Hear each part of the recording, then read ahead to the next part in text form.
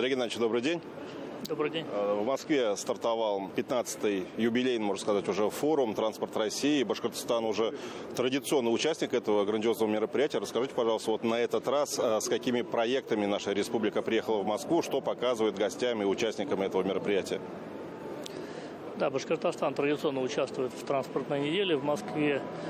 Цель этого участия – это, конечно, показать те проекты, которые мы у себя прорабатываем и строим, ну и посмотреть, как федеральный центр, в каких направлениях предполагает развитие в стране для того, чтобы быть, ну так скажем, в тренде и получить поддержку от федерального правительства. Сейчас самые главные вопросы, которые находятся в нашей повестке и которые представлены на стенде, это восточный выезд, который мы, в общем, в полном разгаре, уже более 30% средств освоено, и поэтому это одна из крупнейших строек концессионных в Российской Федерации. Вот там такой большой сложный проект, и тоннель, и мостовой переход. И поэтому, в общем-то, все на него с вниманием смотрят, потому что вот эта концессионная схема, она достаточно сложная. Федеральный грант почти 20, чуть менее 20 миллиардов. Около 10 миллиардов это внебюджетных средств привлечено и 4,5 миллиарда средств республики.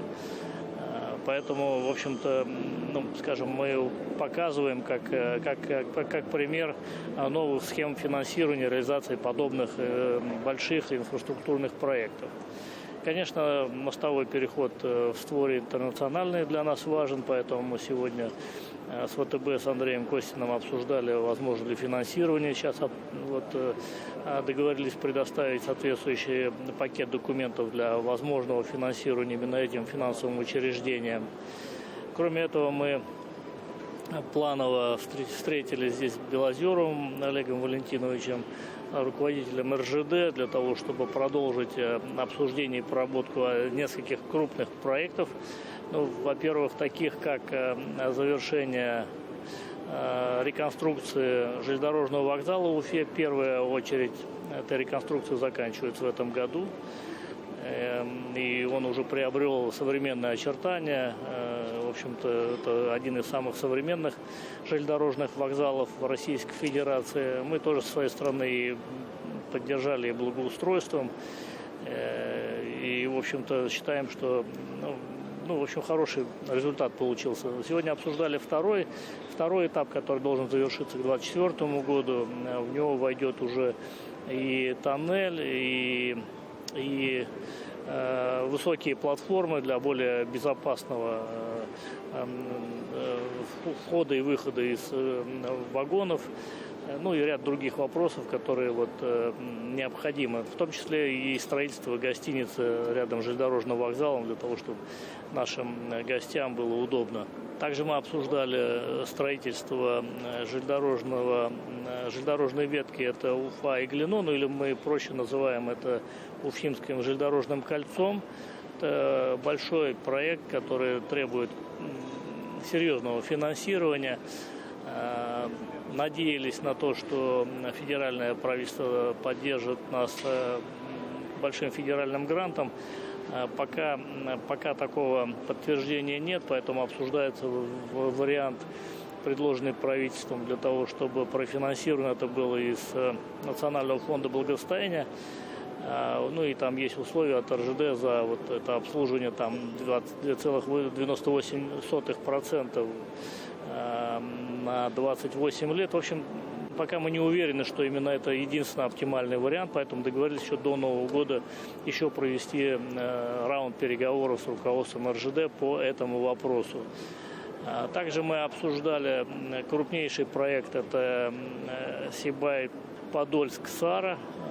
Это очень крупный и важный проект, который дает возможность развития не только Зауралья, но в целом в южной части Башкортостана. И для страны это является важным направлением, потому что сегодня Челябинский железнодорожный узел, он достаточно загружен. И если появится вот такой дублер в виде Сибай-Сара, в общем-то, дает возможность сделать короче на Казахстан путь почти на 200 километров. Ну а вообще в целом и для нас, и для Башкортостана, и для Оренбургской области, для Челябинской области добавить возможностей для перевозки грузов. Мы видим, что там более 10 миллионов тонн грузов можно вот по этой новой железнодорожной ветке вывозить, поэтому и Уральская горно-металлургическая компания заинтересована. Они уже по нашей просьбе оплатили предтехническое задание, которое нам делает институт. И, в общем-то, трассировка уже есть. Сейчас смотрим, куда в итоге Сибай-Подольск точно, а потом либо это должно в Сару прийти, либо в Гай. Ну, вот такие варианты. В общем, работа идет, и здесь с РЖД у нас тоже есть определенное понимание, что это нужный и важный проект. Он, конечно, крупный, более 40 миллиардов, поэтому по нему еще предстоит проделать ряд и переговоров, и подготовки документации. Но надеемся, что, в общем-то, этот проект будет поддержан и федеральным правительством, ну и вот и РЖД, и другие наши партнеры, в общем, с нами совместно этот проект реализуют.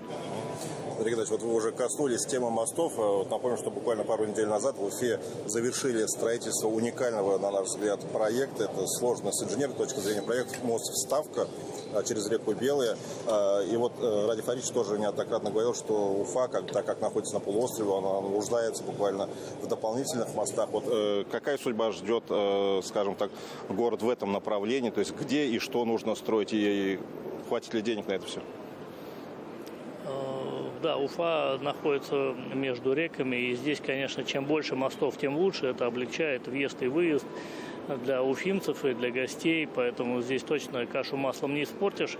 Вот эта вставка, которая сейчас была завершена, дала возможность практически без пробок сегодня въезжать и выезжать в этой части города. Но, к сожалению, нам необходимо сейчас поставить на ремонт и реконструкцию вот одну часть этого моста, историческую, правую сторону, поэтому опять, в общем, некоторое уменьшение полосности здесь произойдет, но другого пути нет. Значит, по другим мостам мы сейчас ведем переговоры. Но, к сожалению, надо признать, что, в общем-то, для республиканского бюджета такие сооружения финансировать очень сложно. Есть очень много других насущных проблем, а все-таки любой серьезный мостовой переход, мост, это достаточно затратный проект. Поэтому, надо отметить, что федеральное правительство здесь нас поддерживает, поэтому вижу, что и в ближайшие годы мы еще на несколько мостов точно выйдем, в той или иной форме финансирования. В Башкортостане вот за последние годы реализуется в том числе и небывалая доселе транспортная реформа. Государственный перевозчик Башавтотранс пополняется новыми машинами, новые автобусы малой, средней, большой вместимости. Практически сейчас уже можно говорить, что каждый райцентр соединен транспортным сообщением с Уфой. Вот в дальнейшем какая будет поддержка оказываться Башавтотрансу? Будут ли закупаться новые автобусы и есть ли сейчас в них необходимость? Большая транспортная реформа проходит в Башкортостане.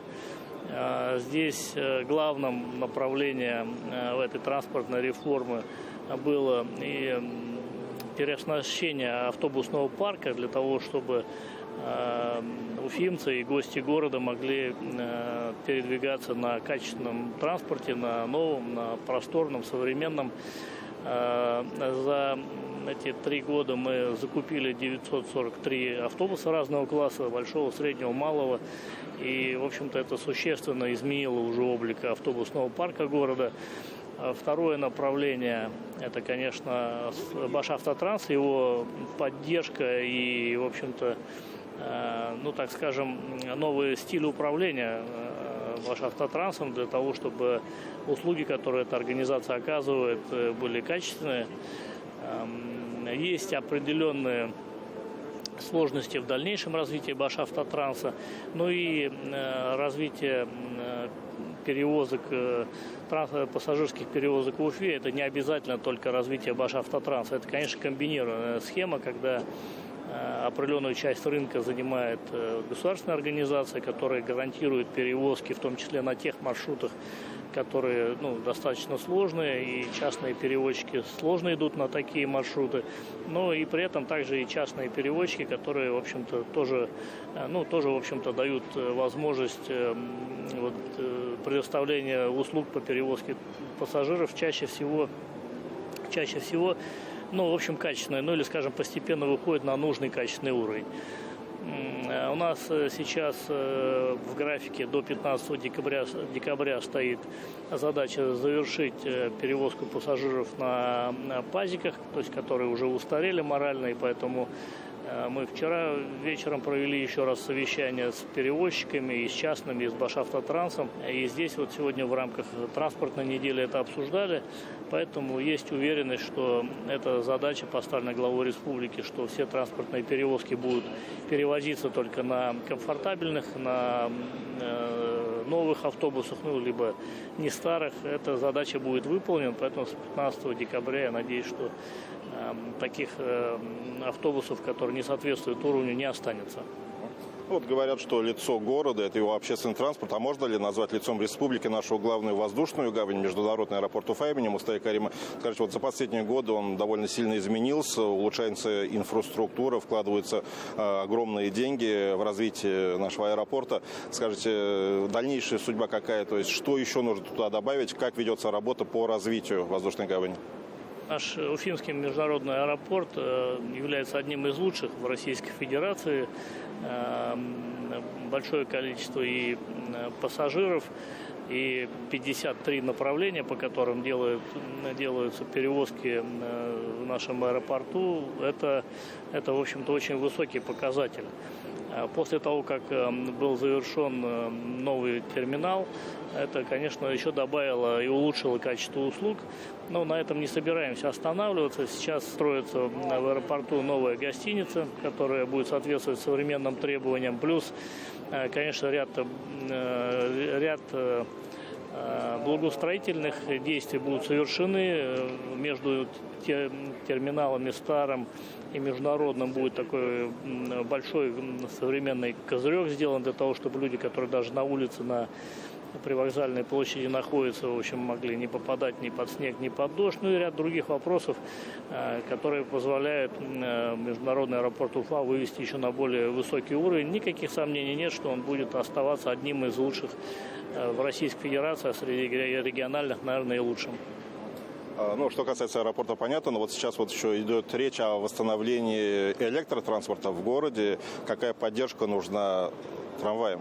Вообще, стоит ли восстанавливать этот вид транспорта, насколько он популярен среди населения и востребован?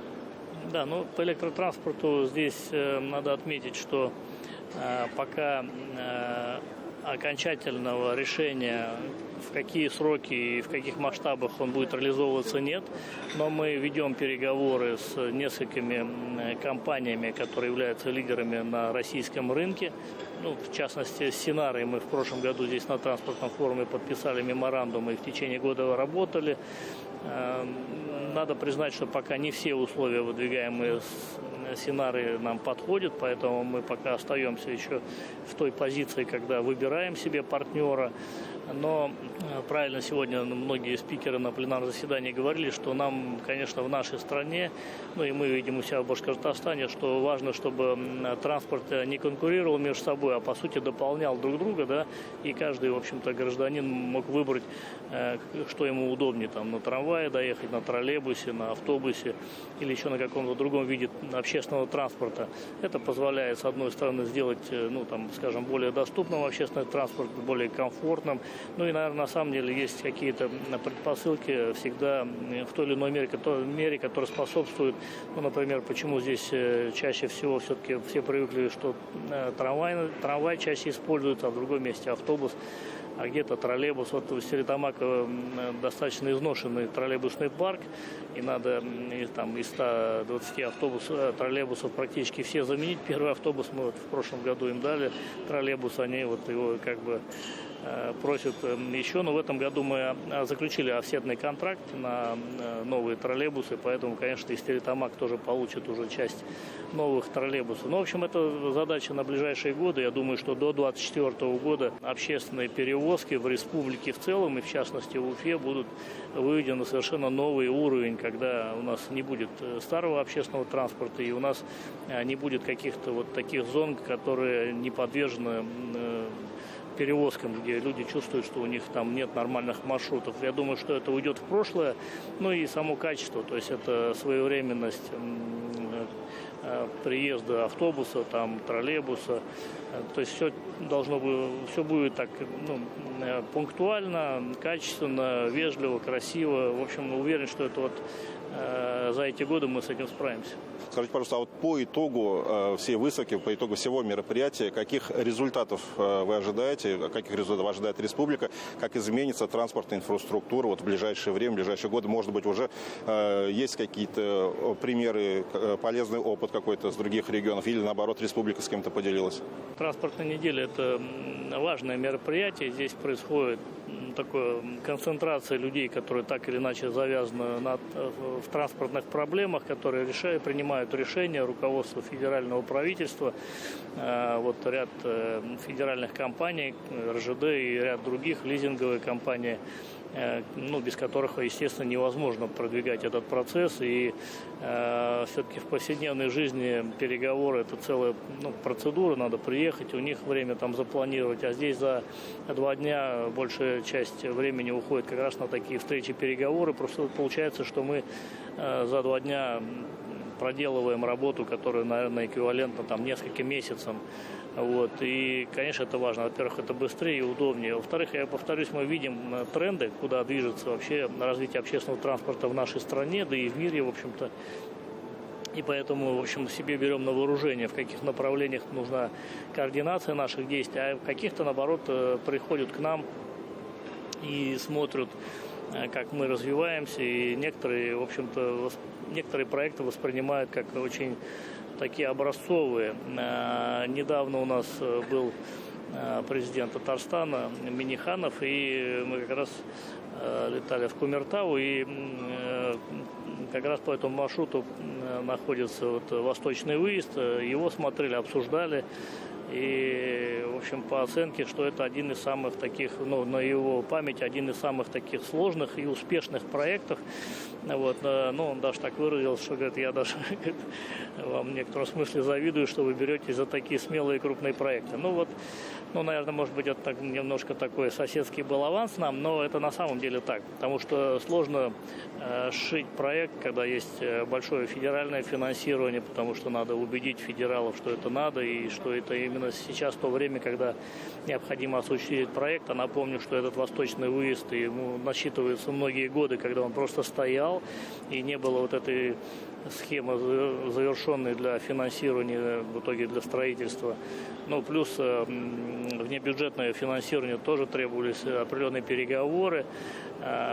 Когда мы занялись этим проектом, он уже был практически подписан, и, в общем, первое финансирование пошло, но мы поняли, что те условия, которые были в конституционном соглашении по восточному выезду, слишком сложные и слишком дорогие для нашей республики, и мы изменили это конституционное соглашение. И, по сути, с 70 миллиардов мы снизили это конституционное соглашение на 33,5 миллиарда, до 33,5 миллиардов, что, в общем-то, конечно, существенно облегчило нагрузку на нашу республику. После этого все процессы идут уже быстро. В общем-то, сегодня надо сказать, что мы идем с опережением графика по этому проекту. Еще раз хочу сказать, что транспортная неделя дает возможность в короткий промежуток времени решить очень много дел, провести переговоры, подписать ряд соглашений, которые имеют потом, конечно же, продолжение, и показать, чем сильна республика, для улучшения имиджа Башкортостана. Это, конечно, важно показывать, сколько у нас крупных проектов, какие они, и что, в общем-то, мы ну, скажем, находимся в авангарде, может быть, многих таких важных инфраструктурных решений. Вот один из таких крупных проектов, о котором сегодня говорили в ходе пленарного совещания, это строительство федеральной трассы Москва, Казань, Екатеринбург. Как известно, часть этой трассы она будет проходить по территории нашей республики. Вот скажите, пожалуйста, какой эффект это даст для региона, какой толчок для экономики будет? Это очень важное решение, что часть этой трассы пройдет по Башкортостану. Но в итоге из двух частей состоит 158 километров и 60. Получается вот более 200 километров в общей сложности такой оживленной трассы. Но мало того, что, как говорят американцы, жизнь идет вокруг дорог, да, и, в общем-то, здесь как раз, конечно, появление такой дороги, это, конечно, появление жизни вокруг дороги, это, конечно, инфраструктурно сразу появляется там дополнительные возможности в той части Башкортостана, где будет это проходить. Ну, поэтому это очень важное решение, нужное своевременно, и при этом, что темпы строительства там быстрые, уже утверждена трассировка. Сегодня как раз опять с Росавтодором это обсуждали в рамках транспортной недели. Значит, Петушенко Вячеслав Петрович подтвердил все, что, в общем-то, мы со своей стороны, что все предоставили и все идет без осложнений. Так что, в общем-то, это точно в ту часть республики существенно усиливает, скажем, дает возможность для дополнительного развития. Ну и в целом это, конечно, касается всего Башкортостана. Благодарю вас, Андрей Геннадьевич, за развернутые ответы и желаю успехов в дальнейшей работе форума. Спасибо.